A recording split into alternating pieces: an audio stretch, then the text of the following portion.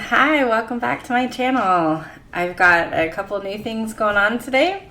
I'm in a new spot.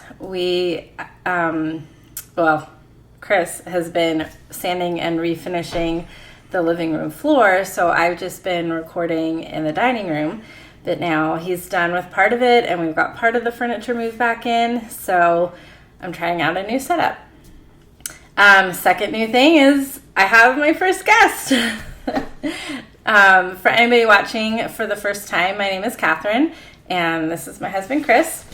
We have 3 children conceived through IVF, and so this channel is 99% about offering support, trying to offer support and raise awareness about infertility.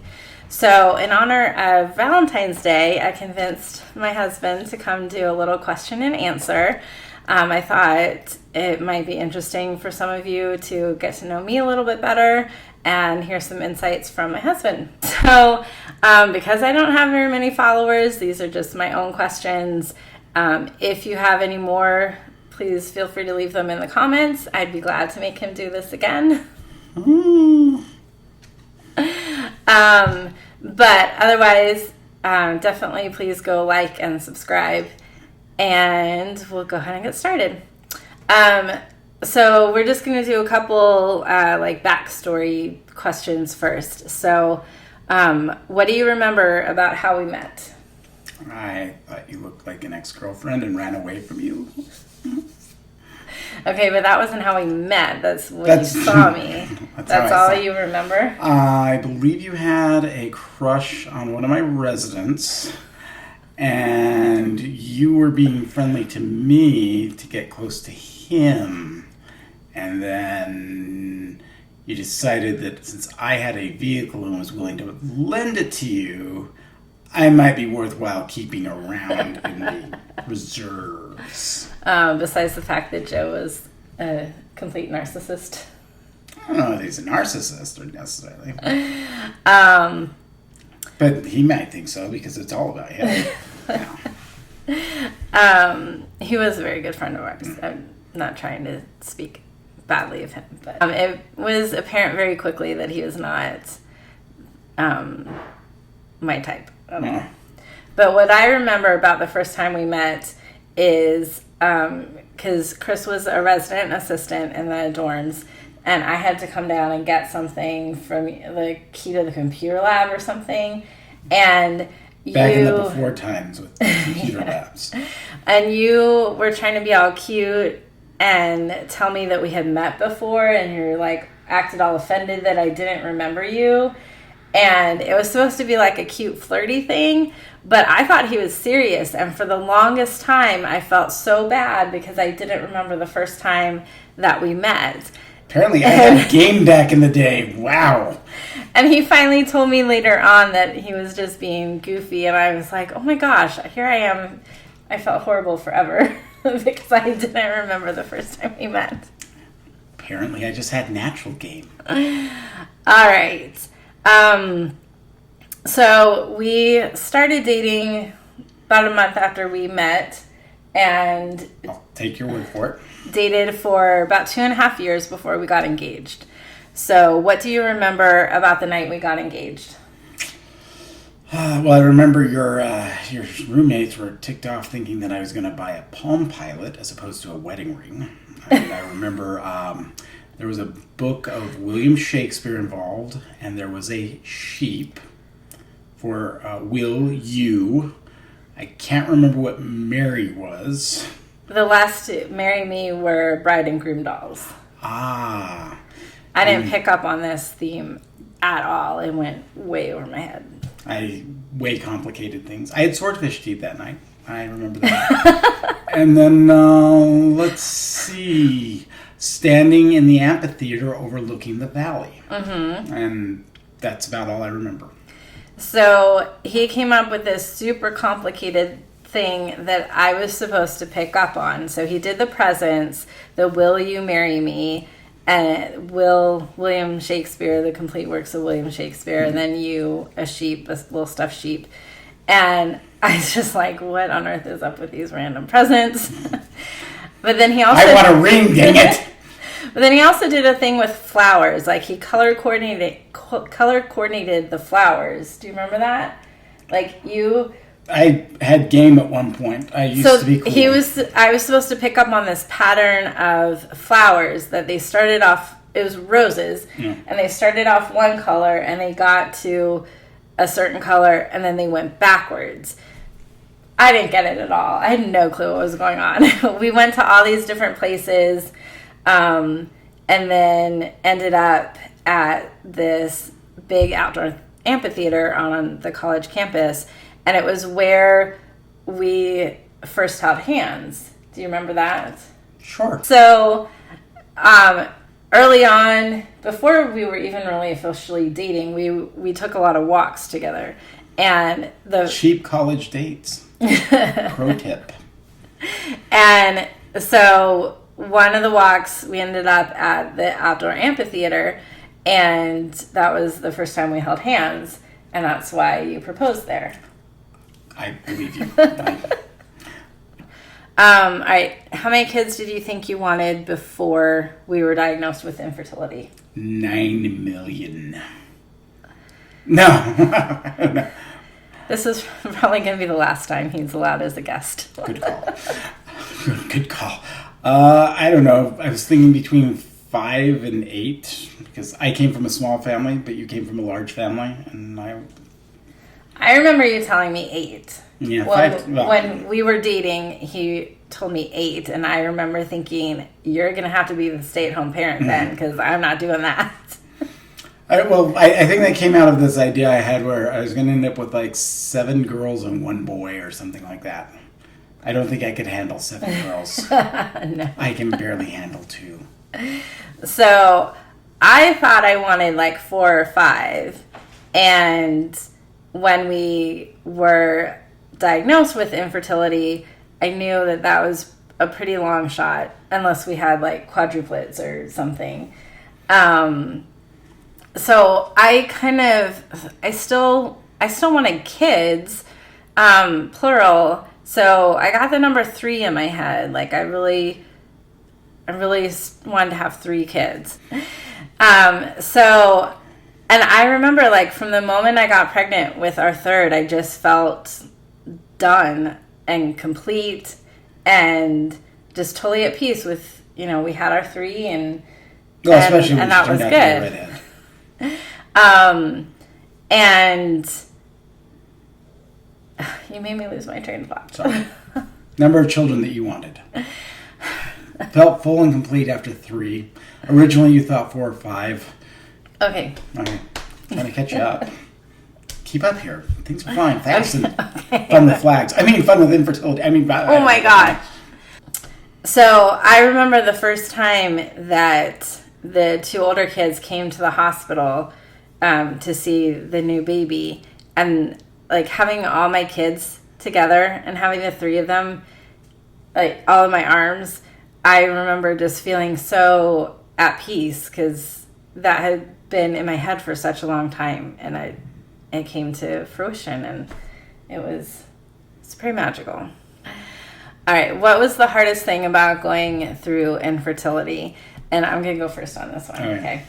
So there's a lot of hard things about going through infertility. It's just hard, all of it. I think one of the hardest things, though, was not knowing whether any of it was going to work, any of the treatments were going to work, and just having this big question mark above our heads for 5.5 years of were we ever going to be parents. I'm just going to leave it at that so I don't start crying, but I think that was what I thought of was one of the hardest things. You don't want the answer I told you originally, right? Probably not. All right. Do you want comedy? No, drama, not too much comedy. Serious, scientific. Serious with a little bit of comedy. Oh, I think I can pull that one off. Well, one of the interesting things when it all started, because I like to research stuff, was finding out that about 50% of infertility, shockingly, is from the male side. And you have if you do the probability mapping out effectively, 25% of the time it's only the woman, 25% it's only the man, and 50% of the time there's issues with both. And I don't know if dudes have a biological clock or not, but not a biological clock in the sense of a time frame in which it becomes more complicated, but there is a desire by, I think, especially depending on the culture that you're brought up in. That's why I can't give straight and simple answers. I drive her nuts. Depending on the culture you're brought up in, maybe being a parent is a big thing, maybe it's not. But there comes a point where I think most men, if they're being honest with themselves, are confronted with the idea of continuing their line, whatever that is, whether that is through adoption, whether it's through IVF, whether it's through everything just works because they got drunk at prom, whatever it is, there's this desire to almost have that immortality, as it were, where you pass on who you are, and it doesn't have to be genetic. It can just be the person that you are and the way you look at the world and to confront the idea of that not happening. To deal with the concept of it is disturbing and very difficult for a lot of men to deal with, because they're looking at that concept of this is the end. This is, especially if, say, you're the only boy in a family, that's the end of the family name. That's the end of the family, as it were. And there's also an element that plays into your identity as a man and your identity as men, strong, kill things, get women pregnant. And when confronting infertility, it becomes a major back of your head in your nothing box that you end up having to deal with, and you don't go to your buddies and go, hey, guess what? We're having issues getting pregnant. There's no element for the men to deal with that I think that there is for the women in terms of understanding, and I think that was probably the most challenging. And I should say we've never really talked about this before, because it's all about her. No. Because he's a fixer. He wants to solve all the problems. And this was something that he couldn't solve.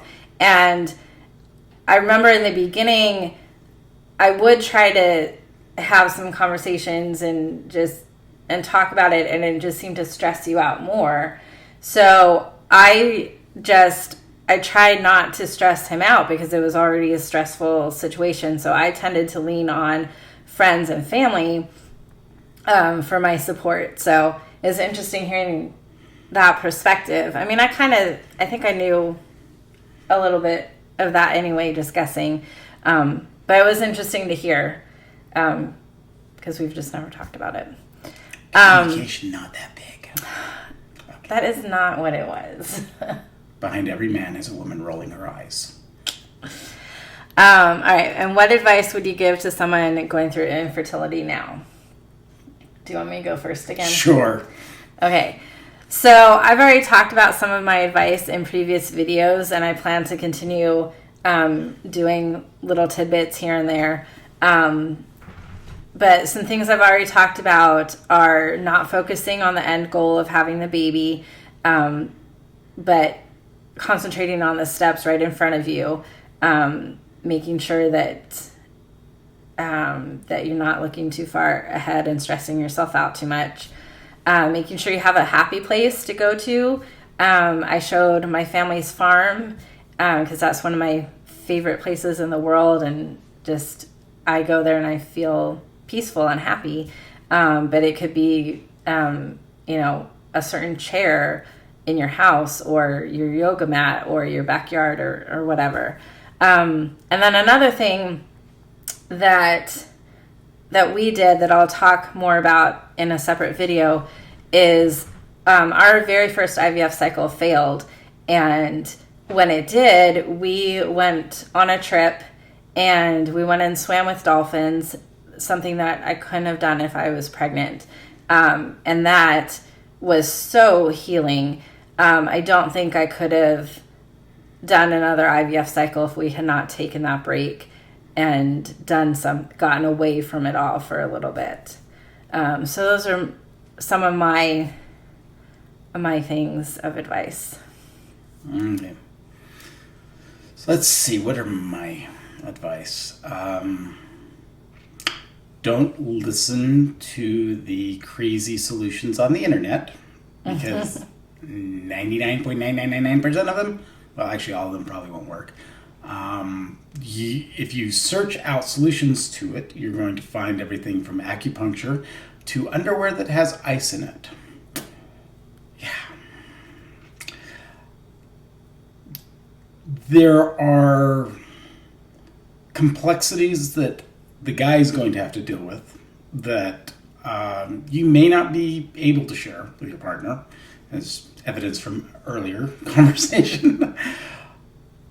But at the same time, you've just got to be there for the partner going through it, because they're the ones getting the shots on a daily basis. And then you're going to probably have to give a couple of those, especially the last one, which I believe goes in the bum, if I remember correctly. They will draw a target for you. Don't miss. It's beyond stressful at a continual level for you. Your partner is going to go up and down, because not only are they under stress, but with all the hormonal treatments and everything else, they're going to be all over the map.